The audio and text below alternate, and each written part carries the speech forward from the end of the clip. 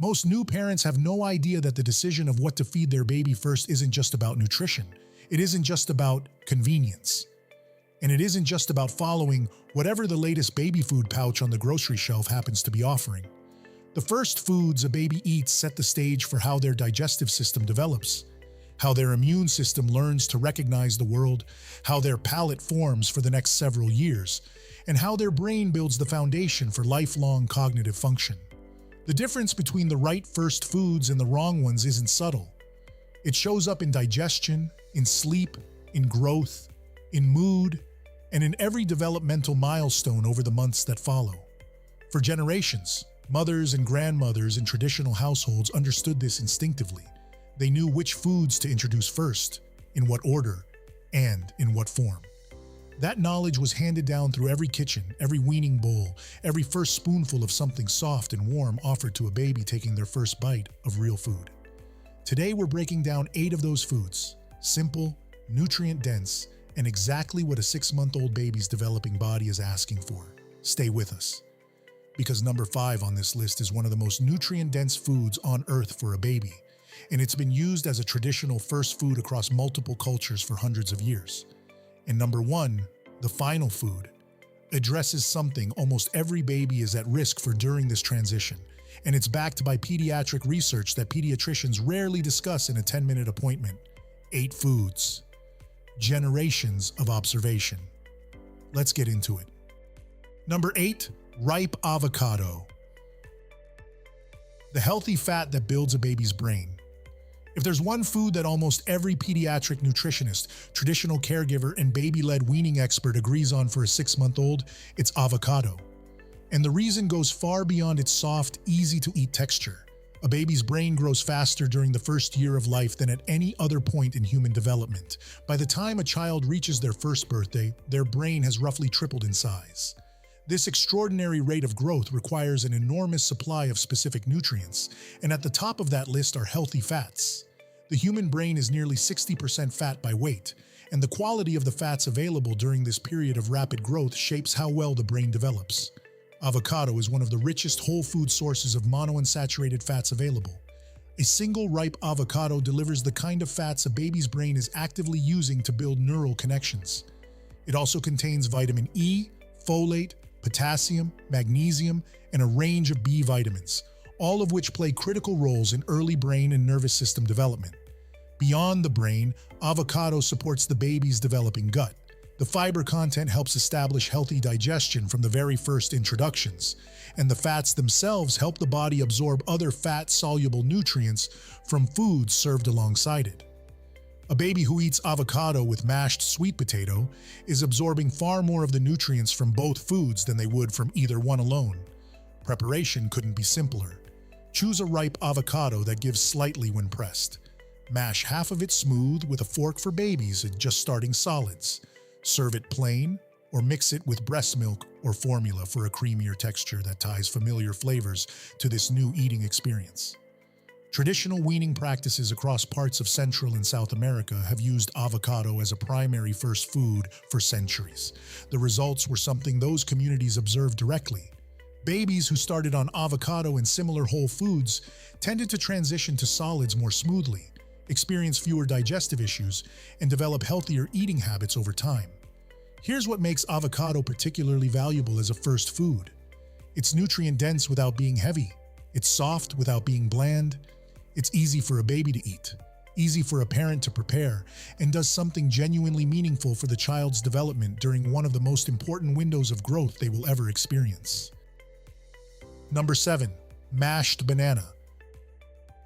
The perfect portable first food. Banana might be the most universally recommended first food on Earth, and for good reason. Almost every culture that has access to bananas has incorporated them into their weaning traditions, and modern pediatric nutrition has confirmed what those traditions demonstrated across generations. Bananas are gentle on a developing digestive system. The natural sugars are easy for a baby's immature gut to process, and the soluble fiber helps establish healthy bowel function. They were rich in potassium, vitamin B6, and vitamin C, along with smaller amounts of magnesium, folate, and manganese. The texture is soft and forgiving, which makes them ideal for a baby just learning how to move food around in their mouth. Here's what most parents miss about bananas. The ripeness matters enormously. An underripe banana is harder to digest, can contribute to constipation, and delivers less of the nutritional benefit. A perfectly ripe banana, with just a few brown spots forming on the peel, is dramatically easier on a baby's digestive system and noticeably sweeter. For a first food, always choose a banana that's fully ripe. Preparation is effortless. Mash half a ripe banana with a fork until smooth for babies just starting solids. For older babies who are progressing well with textures, leave it slightly chunky so they can practice their chewing and swallowing. Serve it on its own. Swirl it into plain whole milk yogurt, or combine it with mashed avocado for a nutrient-dense first meal that almost every baby will accept willingly. Bananas also travel beautifully. Unlike many first foods that require refrigeration and specific preparation, a banana can come with you anywhere. For parents navigating the reality of feeding a baby through appointments, errands, and daily life, this practical factor matters. A food that works at home is good. A food that works anywhere is invaluable. The traditional wisdom around bananas as a first food is almost universal. In many cultures, mashed banana was one of the very first foods offered to a baby after breast milk, and the practice has persisted because it simply works. The baby's body tolerates it, accepts it, and benefits from it. Sometimes the oldest and simplest recommendations are the most reliable ones. Number 6. Cooked and pureed sweet potato. The orange food that delivers exactly what a baby needs. Sweet potato is one of the most valuable single foods a parent can introduce during the first months of solid feeding. The reason comes down to an almost perfect combination of nutrition, digestibility, and taste that makes it one of the few foods babies will accept immediately and benefit from deeply. Sweet potatoes are extraordinarily rich in beta-carotene, the compound the body converts into active vitamin A. Vitamin A plays a foundational role in immune function, vision development, skin health, and cellular growth. During the period when a baby is transitioning from breast milk or formula to solid foods, their immune system is being challenged by a much wider range of microorganisms than it has previously encountered, and vitamin A is one of the most important nutrients supporting that immune adaptation. Beyond beta-carotene, sweet potatoes deliver vitamin C, vitamin B6, potassium, manganese, and a form of fiber that feeds beneficial gut bacteria. The natural sweetness makes them instantly palatable to babies who have a strong innate preference for sweet flavors from birth. This combination of nutrition and taste is one of the reasons sweet potato has been a cornerstone first food across cultures from Africa to the Americas to parts of Asia for hundreds of years. Preparation is gentle and straightforward. Peel and cube a sweet potato, then steam or bake it until very soft. For babies just starting solids, puree it smooth with a little breast milk, formula, or water. For older babies who are progressing well, leave it slightly textured or offer soft cubes they can pick up with their fingers. One preparation detail makes a significant difference. Adding a small amount of healthy fat onto cooked sweet potato, such as a drizzle of olive oil, a pat of grass-fed butter, or a swirl of coconut milk, dramatically increases how much of the beta-carotene the baby actually absorbs. Beta-carotene is fat-soluble, which means it needs dietary fat to be properly taken up by the body. This is exactly the kind of traditional preparation wisdom that grandmothers across multiple cultures understood intuitively long before anyone had the biochemistry to explain it. Here's what makes sweet potato particularly valuable. It addresses multiple developmental needs at once. It's nutrient-dense without being hard to digest. It's naturally sweet without containing any added sugar. It stores well, prepares easily, and combines beautifully with almost every other first food on this list. For a parent looking for a single food that delivers substantial value across multiple categories, sweet potato is one of the strongest choices available. Number 5. Pasture-raised egg yolk. The ancient first food modern parents have forgotten. And here we come to one of the most nutrient-dense first foods available anywhere on Earth. A food that traditional households across every continent used for centuries as one of the earliest introductions to solids, and that modern guidelines have, for complicated reasons, moved away from in recent decades. The egg yolk. Before we go further, it's important to note that current guidance on egg introduction has evolved. Some pediatricians now recommend introducing whole eggs, including both yolk and white, early in the weaning process to reduce allergy risk. Others recommend introducing just the yolk first and adding the white later. This is a conversation worth having with your own pediatrician based on your family's allergy history and your baby's individual situation. What isn't debated is the nutritional value of the egg yolk itself. For a 6-month-old baby, pasture-raised egg yolk is one of the most concentrated sources of critical nutrients available in any single food. It delivers choline, a nutrient most people have never heard of, but that is absolutely essential for brain development. Choline supports the formation of neural connections, the development of memory, and the building of the myelin sheath that insulates nerve cells and allows them to function efficiently. Egg yolk also provides DHA, the same long-chain omega-3 fatty acid found in fatty fish, in a form that's highly bioavailable. It contains vitamin A, vitamin D, vitamin B12, zinc, iron, and selenium, all in concentrations that make a small amount of yolk a remarkably valuable addition to a baby's diet. Here's what matters most about this food. The quality of the egg makes an enormous difference. Eggs from pasture-raised hens that forage on grass and bugs contain dramatically higher levels of omega-3 fats, vitamin D, and other nutrients than eggs from conventional caged hens. The yolk color itself is a rough indicator of quality. A deep orange yolk signals a well-fed hen and a nutrient-dense egg. A pale yellow yolk signals the opposite. Preparation for a 6-month-old is simple. Soft boil a pasture-raised egg, gently remove the yolk, and mash it with a small amount of breast milk, formula, or bone broth to create a smooth consistency. Start with a 1/4 teaspoon or so, mixed into other foods the baby is already eating, and watch carefully for any signs of reaction before gradually increasing the amount.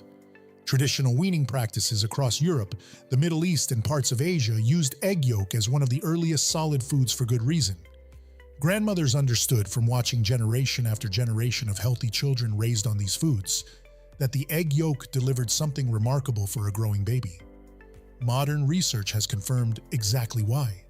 The choline, DHA, and fat-soluble vitamins in a good quality yolk are precisely what a rapidly developing brain and nervous system need during this critical window. And if you're finding any of this useful, take a second to hit like and subscribe. We go deep on the traditional food-first approaches that actually work, and you don't want to miss what's coming next.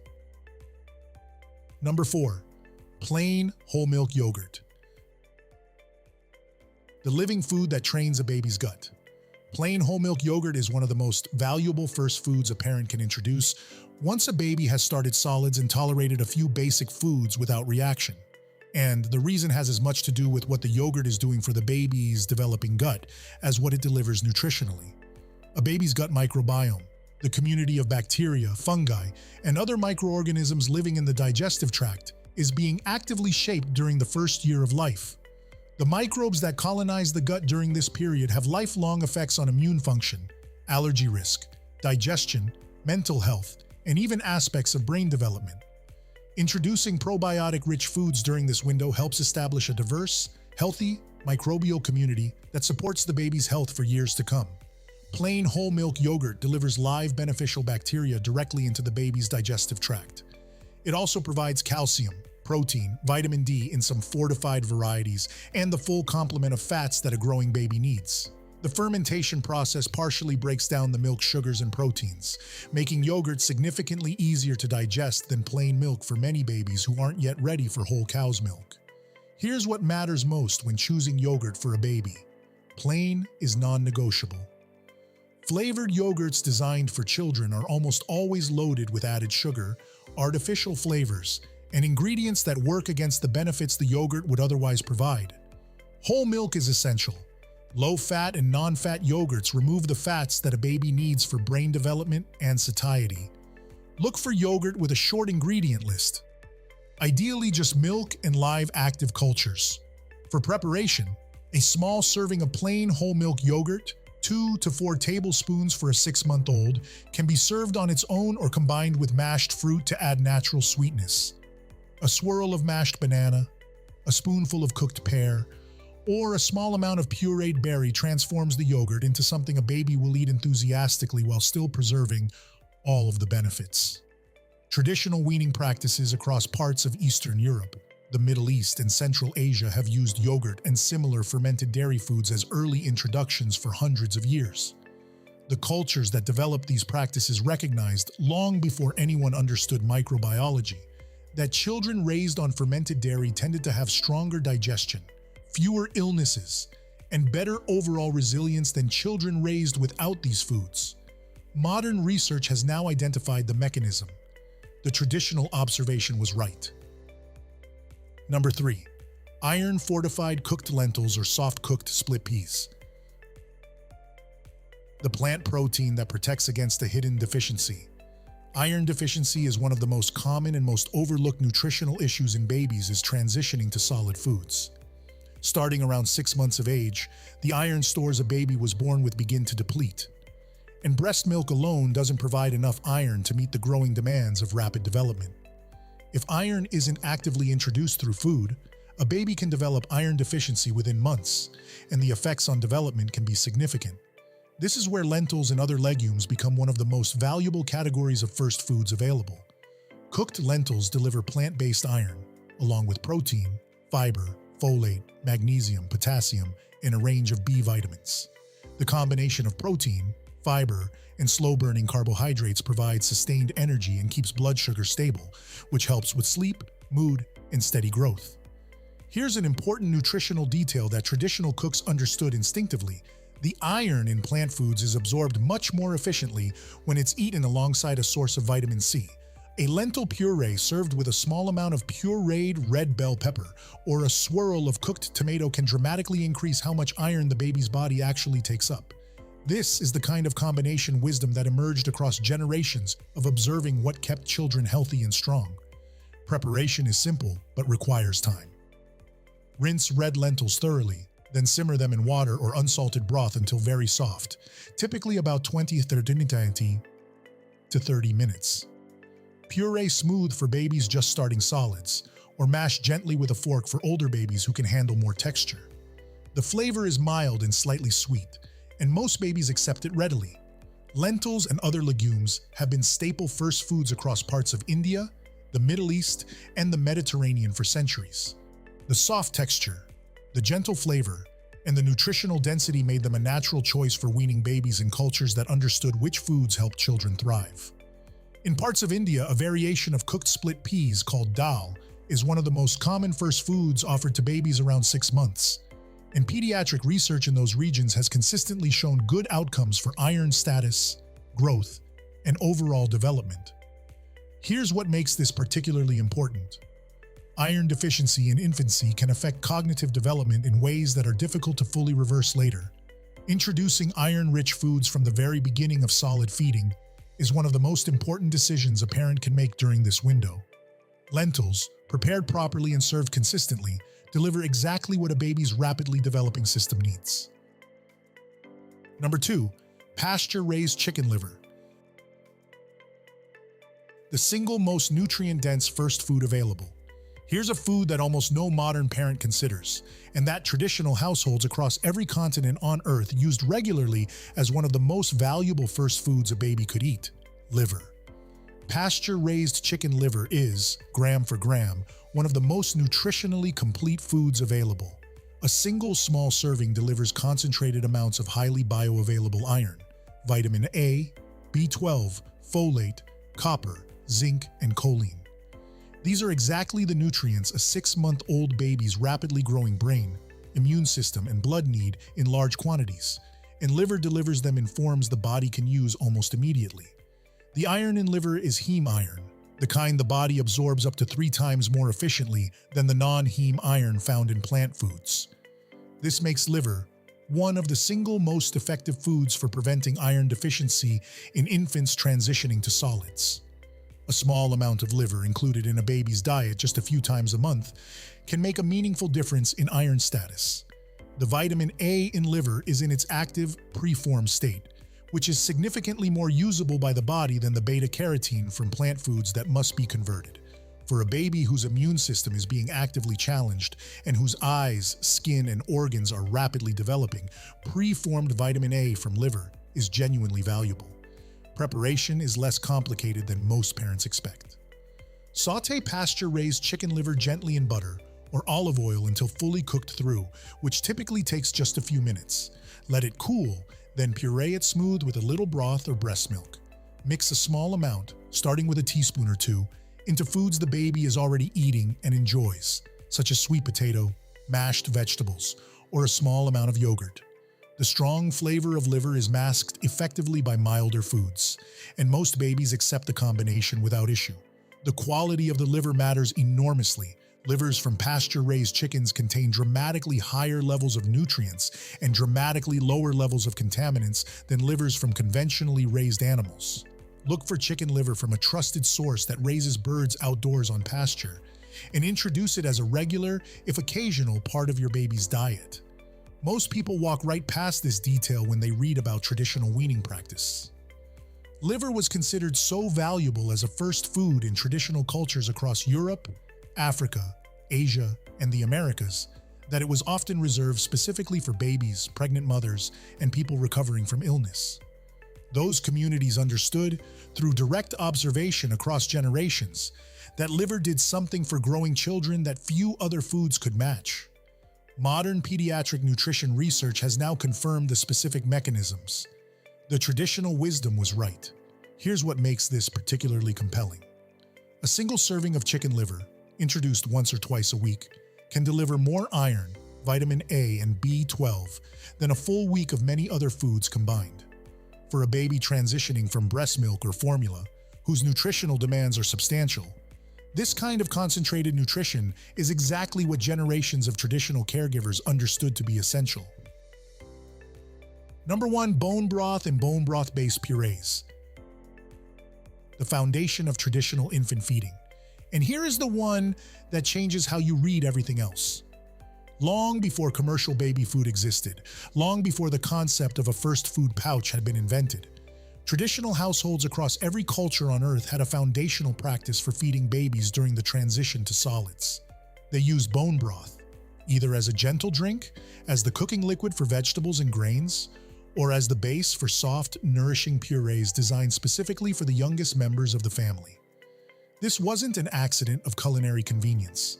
It was an accumulated piece of wisdom, developed across thousands of years of observing which foods helped babies thrive and which didn't. Bone broth made from bones, connective tissue, and joints of pasture-raised animals delivers a remarkable combination of nutrients in a form that's easy for a baby's developing system to digest and absorb. Simmered for many hours with a small amount of apple cider vinegar to help draw minerals out of the bones, a good bone broth contains collagen, gelatin, glycine, glutamine, and a wide range of bioavailable minerals including calcium, magnesium, phosphorus, and potassium. For a baby, each of these compounds contributes something meaningful.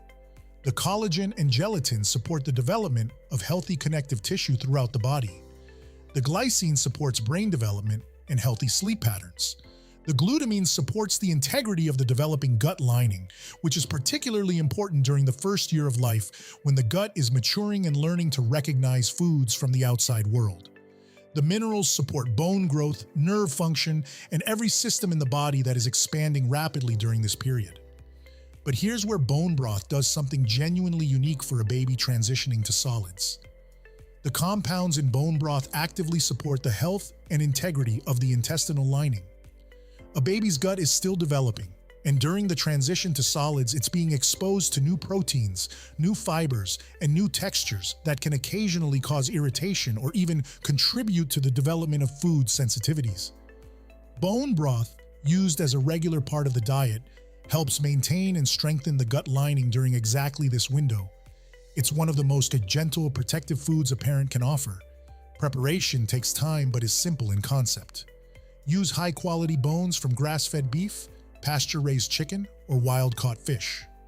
Simmer them with filtered water, a splash of apple cider vinegar, and any vegetables you like for 12 to 24 hours for beef bones, or 6 to 8 hours for chicken. Strain well and store in the refrigerator or freezer in small portions. For a baby, Bone broth can be used in many ways. Offer a small cup of warm, plain broth as a drink. Use it as the cooking liquid for cooking grains, lentils, or pureed vegetables, which infuses those foods with additional minerals and amino acids. Mix a small amount into purees to add richness and nutrition. Even a few tablespoons of bone broth incorporated into a baby's daily meals contributes something meaningful over time. Homemade is dramatically better than store-bought in almost every case.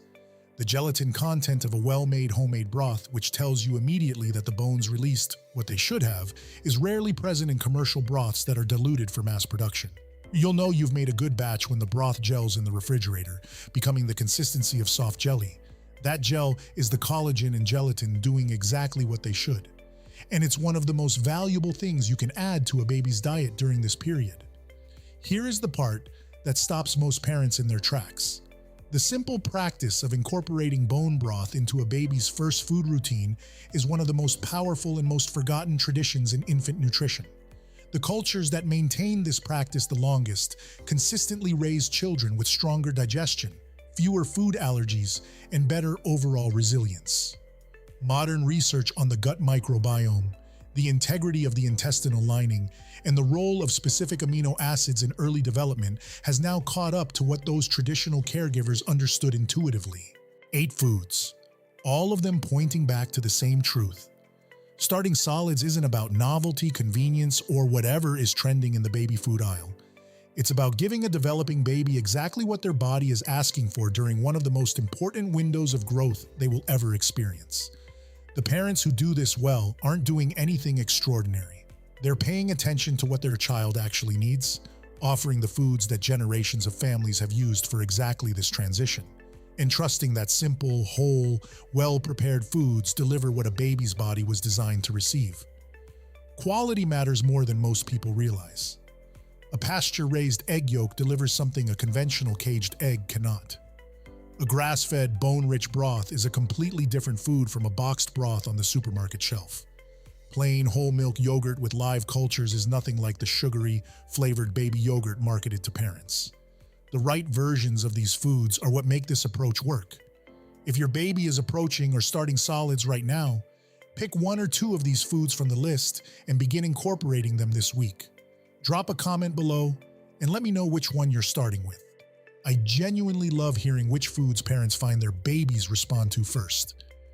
One last note, every baby is different, and introducing new foods should always be done slowly, one at a time, watching carefully for any signs of allergy or reaction. Always work with your pediatrician on the specifics of your baby's introduction to solids, especially if your family has a history of food allergies. Food first is powerful, but nothing replaces individualized guidance when it comes to your own child. If you got something out of this video, hit the like button and subscribe so you don't miss what we put out next. We go deep on gentle, traditional, food-first solutions for the real challenges parents face. And the next one is already in the works. And if you're still curious, stick around.